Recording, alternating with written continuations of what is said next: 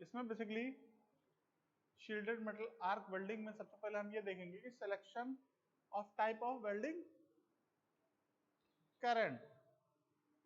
ठीक है, it is important to consider various aspects while selecting suitable type of welding current for developing weld joint in the given situation. Some of the points needed careful consideration for selection of welding current are given below. तो सबसे पहले हम ये देखेंगे कि भाई welding current को हम कैसे सेलेक्ट करते हैं और किस कंडीशंस को देखते हुए हम वेल्डिंग करंट को सेलेक्ट करते हैं। इसमें वेरियस एस्पेक्ट इन्वॉल्व होते हैं। Number 1, thickness of the plate oblique sheet to be welded. अब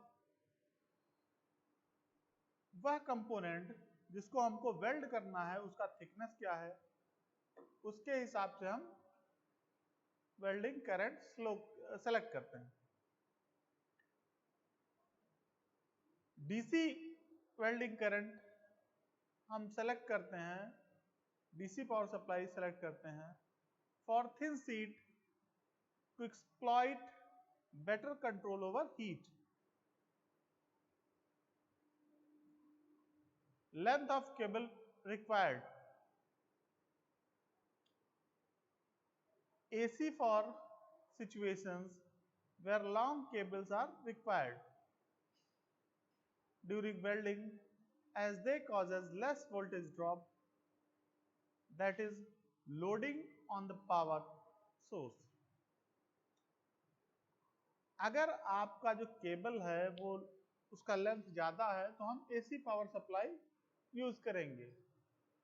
अगर थिन शीट का आप वेल्डिंग कर रहे हैं तो डीसी पावर सप्लाई इस्तेमाल करेंगे। Ease of arc initiation and maintenance needed even with low current, DC is preferred over AC। ठीक है, shielded metal arc welding, arc blow. AC helps to overcome the arc blow as it is primarily observed with DC only। अब पिछले video में हम लोग arc blow के ऊपर बात किए थे। आर्क ब्लो बेसिकली क्या है? आर्क ब्लो आपका इलेक्ट्रोड का जो एक्सिस है उस एक्सिस से डेविएशन, आर्क का डेविएशन, अगर फॉरवर्ड डायरेक्शन में, इस डायरेक्शन में वेल्डिंग हो रही है मतलब, और आर्क आपका यहां जनरेट हो रहा है तो ये कहलाएगा फॉरवर्ड आर्क ब्लो। ठीक है, अब यही चीज अगर जिस डायरेक्शन में वेल्डिंग हो रही है उसके अपोजिट डायरेक्शन में आर्क हो तो वो कहलाएगा बैकवर्ड आर्क ब्लो। और अगर किसी भी डायरेक्शन में डेविएशन ना हो, मतलब कहने का मतलब यह है कि जो एक्सिस है इलेक्ट्रोड का, उस एक्सिस से अगर आर्क का डेविएशन ना हो तो आर्क ब्लो नहीं होगा, मतलब उस केस में आर्क ब्लो नहीं माना जाएगा कि है। ठीक है, अब बात करेंगे odd position of welding. DC is preferred over AC for odd position welding, that is vertical or overhead, due to the better control over heat input। polarity selection for controlling melting rate, penetration and weld deposition rate. DC is preferred over AC. कहने का मतलब यह है कि अगर arc blow है तो हम AC वेल्डिंग का इस्तेमाल करेंगे. सेकेंड पॉइंट, अगर जो वेल्डिंग का डिपोजिशन है वो वर्टिकल या ओवरहेड नहीं है तो हम AC इस्तेमाल करेंगे, नहीं तो DC का प्रेफरेंस करेंगे. Melting rate, penetration, welding deposition rate, अगर इसकी कंट्रोलिंग हम चाहते हैं तो DC को प्रेफर किया जाएगा AC के रेस्पेक्ट में. AC gives the penetration and electrode melting rate somewhat in between the offered by direct current electrode negative and direct current electrode positive. क्यों ऐसा हो रहा है? क्योंकि पिछले वीडियो में बताया गया था कि half of the cycle straight polarity होती है और half of the cycle reverse polarity. इसलिए AC वेल्डिंग के टाइम पे जो पेनिट्रेशन होता है और मेल्टिंग रेट होता है वो इन बिटवीन होता है डायरेक्ट करंट इलेक्ट्रोड नेगेटिव और डायरेक्ट करंट इलेक्ट्रोड पॉजिटिव के बीच. DC offers advantage of polarity selection. मतलब आप ये डिफाइन कर सकते हैं कि कौन सा पोलरिटी हमको यूज करना है. मतलब इलेक्ट्रोड को पॉजिटिव रखेंगे या इलेक्ट्रोड को नेगेटिव रखेंगे, ये हम डिफाइन कर सकते हैं. कब? जब हम पावर सप्लाई DC इस्तेमाल करेंगे तब. और उससे क्या होगा? उससे मेल्टिंग रेट ज्यादा होगा, अच्छा होगा. पेनिट्रेशन रेट और वेल्ड डिपोजिशन रेट, इसके ऊपर कंट्रोल अच्छा होगा. अच्छा मतलब कंट्रोलिंग अच्छी होगी. ठीक है. Direct current electrode negative results in more heat at work piece producing high welding speed but with shallow penetration. ऐसा क्यों हो रहा है?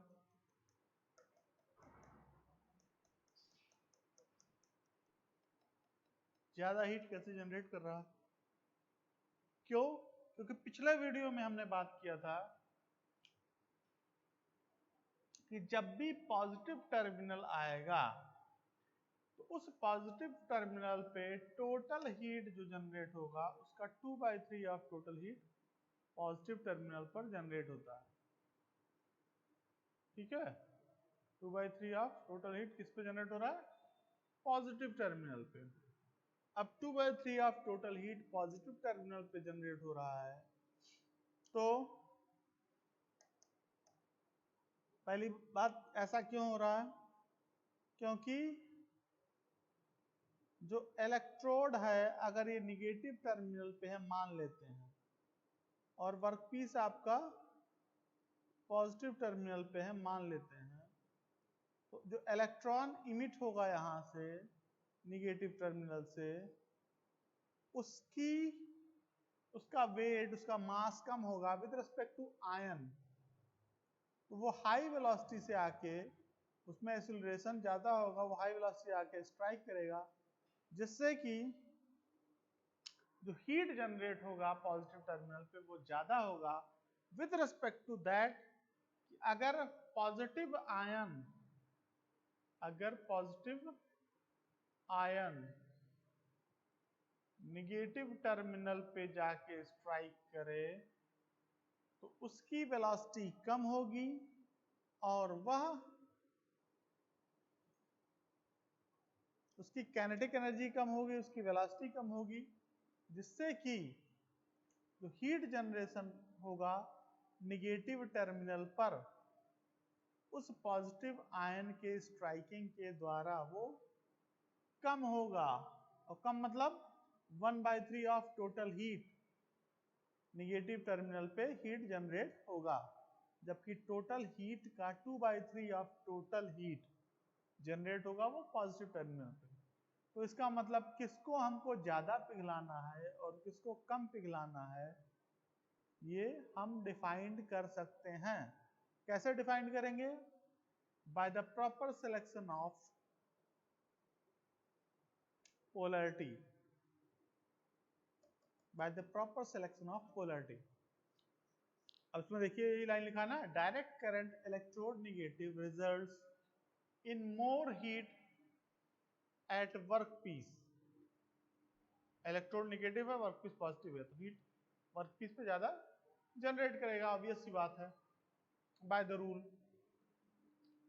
High welding speed but with shallow penetration, direct current electrode negative polarity is generally used for welding all type of steel.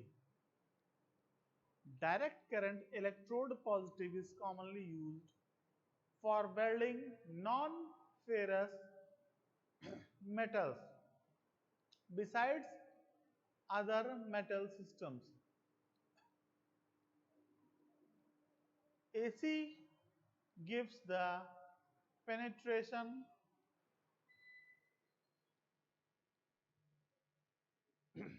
तो इसमें क्या हो रहा है भाई कि जो आपका AC होगा, AC gives the penetration and electrode melting rate somewhat in between that is offered between by direct current electrode negative and direct current electrode positive.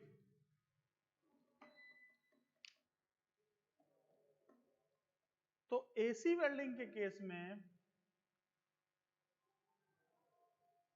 Direct current electrode negative और डायरेक्ट करंट इलेक्ट्रोड पॉजिटिव के intermediate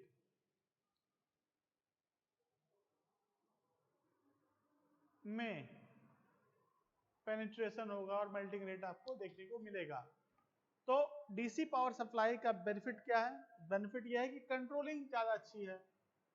benefit क्या है कि आप ये define कर सकते हैं कि किस टर्मिनल पे मेल्टिंग ज्यादा होनी चाहिए और किस पे कम होनी चाहिए,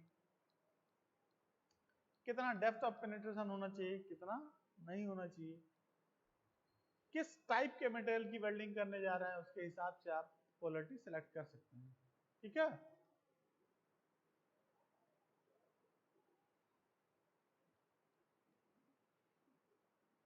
अब जैसा कि इस फिगर में दिखाया गया है कि डायरेक्ट करंट इलेक्ट्रोड नेगेटिव अगर आप इस्तेमाल कर रहे हैं तो यहाँ पे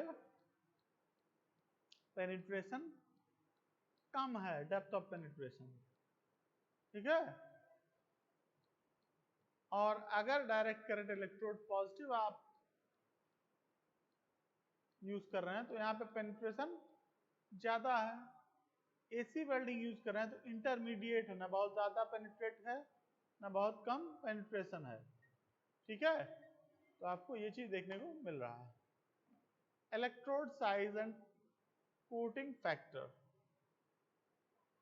अब जो इलेक्ट्रोड आप इस्तेमाल कर रहे हैं उस इलेक्ट्रोड का और जो कोटिंग मटेरियल उसके ऊपर आपने लगाया है उसका क्या कोई रिलेशनशिप है या ऐसे ही है? नहीं, रिलेशनशिप है। डायमीटर ऑफ द कोर, ये आपका क्या है? कोर वायर, ये मिडिल वाला जो है ये आपका कोर वायर है। Diameter of the core wire of an electrode refers to the electrode diameter small d, ये आपका स्मॉल d। ठीक है, diameter of the electrode with coating, coating के साथ इसका डायमीटर क्या है आपका? Capital D।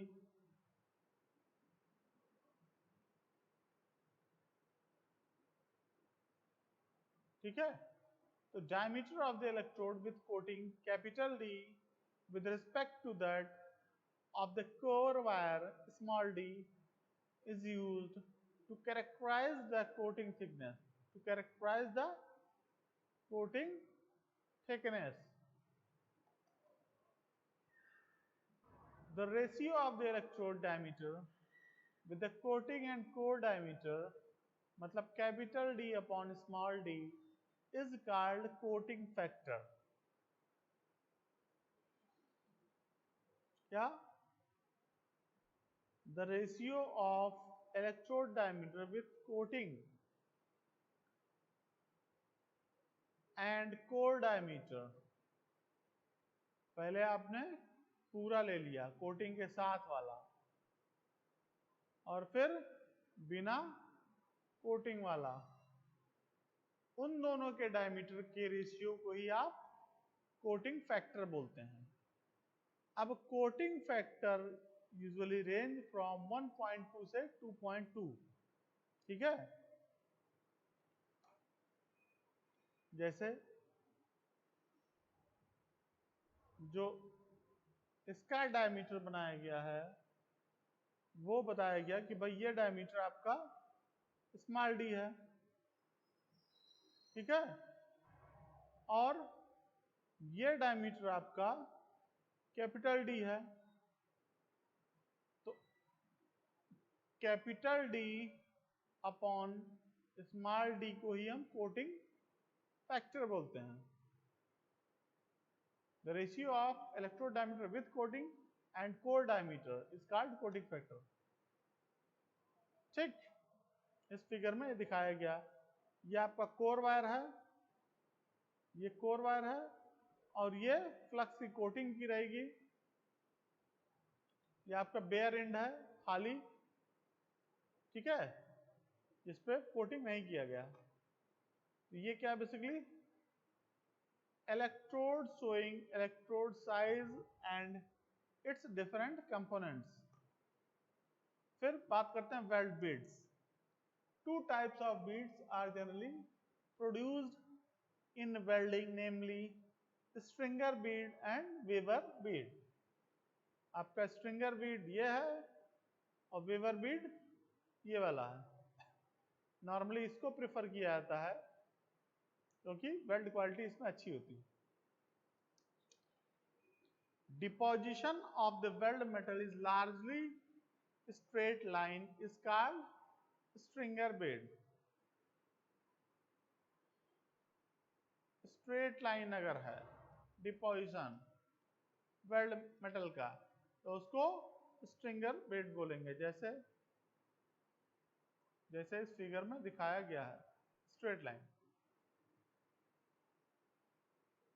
In case of Weaver bead, weld metal is deposited in different paths during welding, that is zigzag, irregular, curved। zigzag भी हो सकता है, irregular या curved हो सकता है, ठीक है। वेव फॉर्म में हो, अनइवन हो वेल्ड बीड तो उसको Weaver bead बोलेंगे। Weaver bead helps to apply more heat input per unit length during welding than stringer bead, ठीक है। तो वेवर बीड क्या है? helps to apply more heat input per unit length, तो इसलिए स्ट्रेंथ भी उसकी अच्छी होगी, अच्छी ज्वाइनिंग भी होगी। therefore weaver bead is commonly used to avoid problems related with the welding of thin plates, and that in odd position, vertical or overhead welding, in order to avoid melt through the weld metal falling tendency। ये diagram दिखाया गया है, ये stringer bit का ये diagram है और Weaver bit का ये डायग्राम है। Metal transfer in shielded metal arc welding. Metal transfer refers to the transfer of the molten metal droplet from the electrode tip to the weld pool in consumable arc welding process। अब metal transfer मतलब कि भाई short circuit transfer हो रहा है, dip transfer हो रहा है, किस तरीके का, ये ग्लोबुलर ट्रांसफर हो रहा है, ठीक है, या स्प्रे ट्रांसफर हो रहा है, कैसा हो रहा है। तो metal transfer refers to the transfer of molten metal droplets from the electrode tip to the weld pool in consumable arc welding process. Metal transfer is shielded metal arc welding is primarily affected by the surface tension of the molten metal at the electrode tip. अब metal transfer के time पे भी बताया गया था कि भाई surface tension, अगर सरफेस टेंशन की वैल्यू कम है और उसका सेल्फ वेट ज्यादा है, ग्रेविटेशनल फोर्स ज्यादा है, जो आपका ड्रॉपलेट है, तो मेटल ट्रांसफर फास्ट होगा, ठीक है। तो presence of the impurities and foreign elements in the molten metal lowers the surface tension, which in turn facilitates easy detachment of the molten metal drop from the electrode tip. तो D attachment ज्यादा अच्छे से होगा अगर surface tension कम होगा तो D attachment अगर ज्यादा अच्छे से होगा, ये कब ज्यादा अच्छे से होगा, ये तब ज्यादा अच्छे से होगा जब उसके अंदर इम्प्योरिटी होगी और जिससे कि आपका जो सरफेस टेंशन की वैल्यू है वो कम होगी, ग्रेविटेशनल फोर्स की वैल्यू ज्यादा होगी, जिससे कि डी अटैच हो जाएगा इलेक्ट्रोड में से आपका मोल्टन मेटल। तो इस तरीके से मेटल ट्रांसफर को बताया जा सकता है, ठीक है। आज के लिए अब इतना ही मेटल ट्रांसफर में बेसिकली है कि किस तरीके से आपका मेटल का ट्रांसफर हो रहा है, ठीक है। नेक्स्ट वीडियो में हम लोग आगे नेक्स्ट टॉपिक के ऊपर बात करेंगे, ठीक है। Okay, thank you.